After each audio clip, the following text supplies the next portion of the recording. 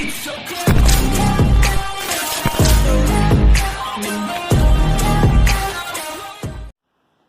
बच्चों, maths master classes में आप सभी का स्वागत है। मेरा नाम परवीन कुमार आर्य है। आज हम देखेंगे क्लास 9th का जो चैप्टर है, चैप्टर नंबर 2 पोलिनोमियल, उसकी एक्सरसाइज 2.1। एक्सरसाइज 2.1 शुरू करने से पहले हम पोलिनोमियल के बारे में जानने की कोशिश करेंगे। एक्चुअली पोलिनोमियल होता क्या है। बच्चों, आपने एक अलजेब्रिक एक्सप्रेशंस पढ़े थे क्लास 8th में। अलजेब्रिक एक्सप्रेशंस कैसे होते थे हमारे? मान लो कोई इक्वेशन गिवन इस तरीके से 2x² प्लस में 3x प्लस 1, इस तरीके से कोई टर्म्स आपको गिवन होती थी। ठीक है, तो ये क्या होता था? हमारा अलजेब्रिक एक्सप्रेशंस होते थे। तो इन अलजेब्रिक एक्सप्रेशन में कुछ एक्सप्रेशंस हम इस तरीके से भी लिखते थे, √x प्लस 1/√x प्लस में 2। ठीक है, तो इस तरीके से भी हम अपने अलजेब्रिक एक्सप्रेशंस को लिखते थे। ये भी एक अलजेब्रिक एक्सप्रेशंस है, ये भी एक अलजेब्रिक एक्सप्रेशन है। और अलजेब्रिक एक्सप्रेशंस क्या होता था? कोई भी वेरिएबल होता था। क्या होता था? वेरिएबल होता था। वन वेरिएबल, इसमें भी वेरिएबल x है, इसमें भी वेरिएबल x है, यानी कि ये जो एक्सप्रेशन है वन वेरिएबल एक्सप्रेशन है और ये भी वन वेरिएबल एक्सप्रेशन। तो वेरिएबल क्या होते थे? वेरिएबल होते थे जिनकी वैल्यू हमारी चेंज होती थी। जब वैल्यू कोई भी चेंज होती थी तो इनका रिजल्ट जो है वो चेंज होता था। अब उसी तरीके से यहाँ पे गिवन है 2x² प्लस 3x प्लस 1, यहाँ पे √x प्लस 1/√x प्लस 2। अब पोलिनोमियल में क्या आता है? पोलिनोमियल कहता है कि वेरिएबल की पावर जो है ना वो होल नंबर होनी चाहिए। क्या होनी चाहिए? Whole number. अब हमारे होल नंबर शुरू कहां से होते हैं? हमारे होल नंबर शुरू होते हैं बच्चों 0, 1, 2, 3, 4, 5 अप टू प्लस इंफिनिटी तक। यानी कि जो एक्सप्रेशंस है उसकी पावर सिर्फ और सिर्फ एक होल नंबर होना चाहिए। किसी भी एक्सप्रेशंस के वेरिएबल की जो पावर अगर होल नंबर होगी तो वो हमारा पोलिनोमियल होगा, अदरवाइज पोलिनोमियल नहीं होगा। जैसे कि हम यहां से जान पा रहे हैं √x का मतलब क्या होता है? x की पावर 1/2 और यहाँ पे भी 1/x की पावर 1/2 प्लस 2। इस तरीके से हम लिख सकते हैं। तो यहाँ पे जो वेरिएबल x है उसकी पावर क्या है? 1/2। ये एक होल नंबर नहीं है। अगर ये एक होल नंबर नहीं है तो ये क्या होगा? ये पोलिनोमियल नहीं होगा, लेकिन ये हमारा पोलिनोमियल होगा।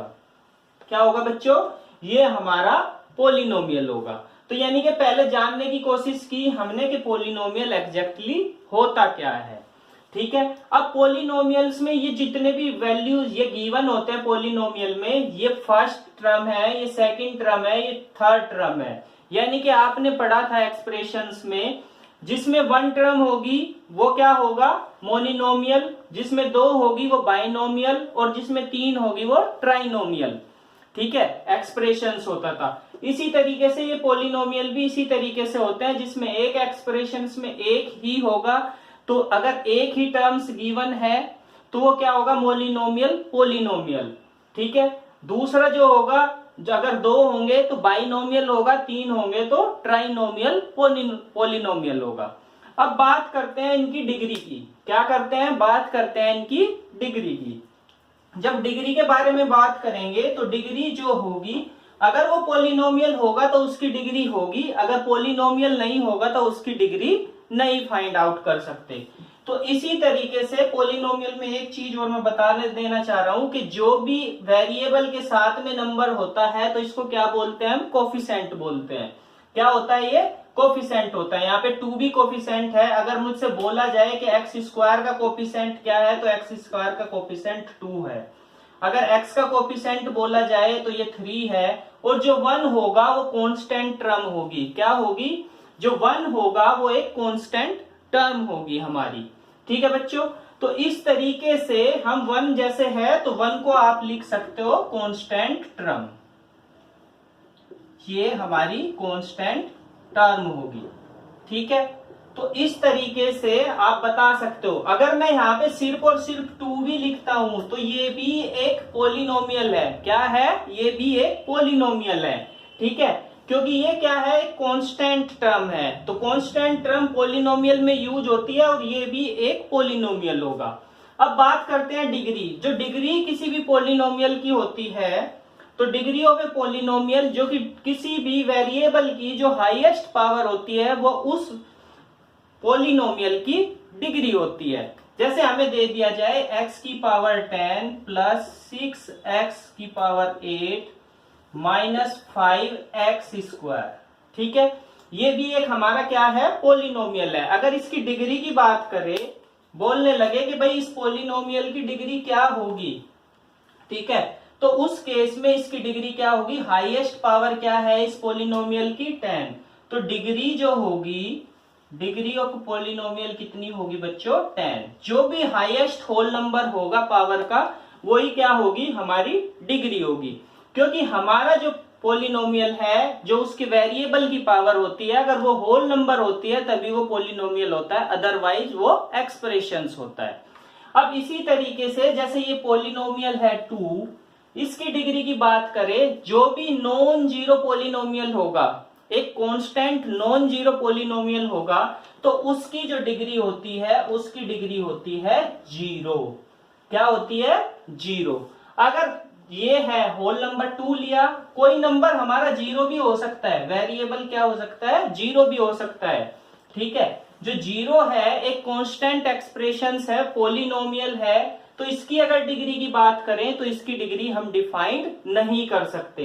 तो बच्चों इसकी डिग्री 0 वाले की डिग्री हम डिफाइंड नहीं कर सकते, और जो कांस्टेंट होगा उसकी डिग्री 0 होती है हमेशा। और जो इस तरीके से वेरिएबल की फॉर्म में होंगे, तो वेरिएबल की फॉर्म में जो हाईएस्ट पावर होगी वो ही पोलिनोमियल की डिग्री होगी बच्चों।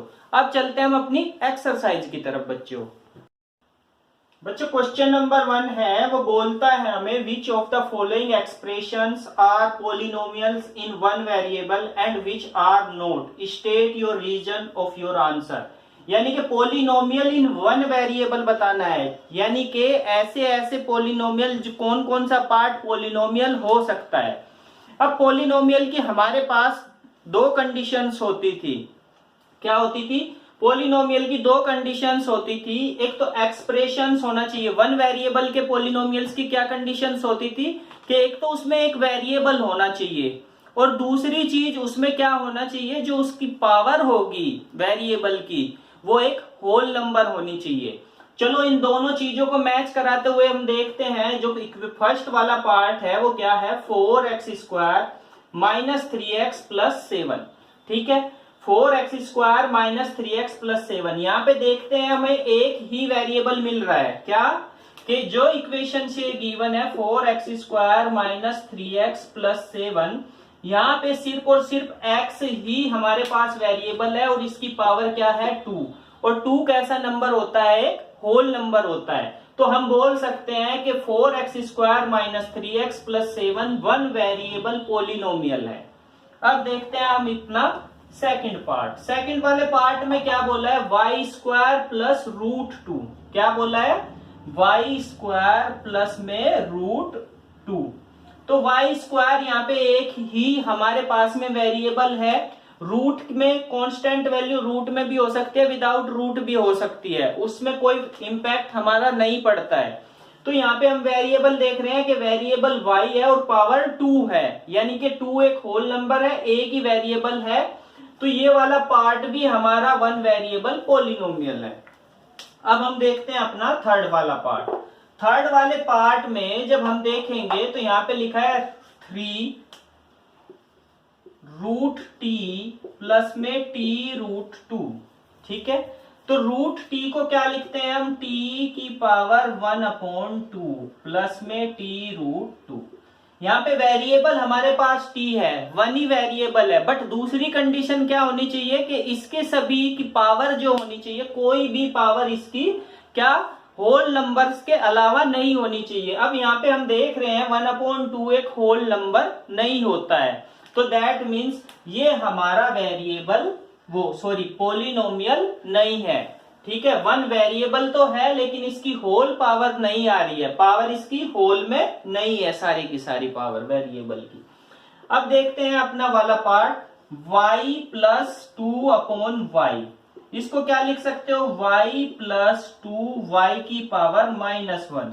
यहाँ पे b वेरिएबल तो एक ही है, बट यहाँ पे इस वेरिएबल को देखोगे कि तो पावर क्या गिवन है, -1 गिवन है। अगर -1 है तो -1 एक होल नंबर नहीं होता है, क्योंकि हमारे होल नंबर जो होते हैं वो 0 से शुरू होते हैं, 0 1 2 3 4। तो दैट मीन्स ये भी हमारा पोलिनोमियल नहीं है, वन वेरिएबल। अब यहाँ पे हम देखते हैं कि यहाँ पे वेरिएबल, एक वेरिएबल, दो वेरिएबल, तीन वेरिएबल, ठीक है।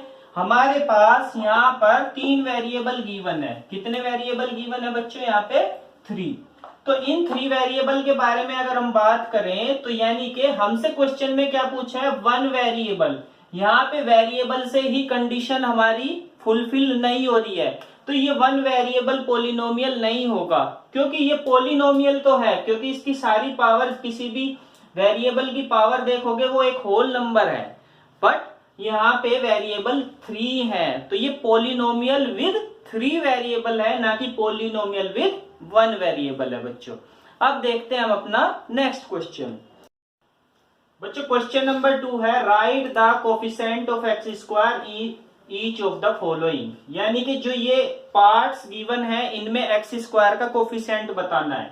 अब यहाँ वाला जो टर्म गिवन है, जो ये एक्सप्रेशंस गिवन है आपको 2 plus x square plus x, ठीक है, इसमें हमें बताना है कि एक्स स्क्वायर का कोफिशिएंट क्या है।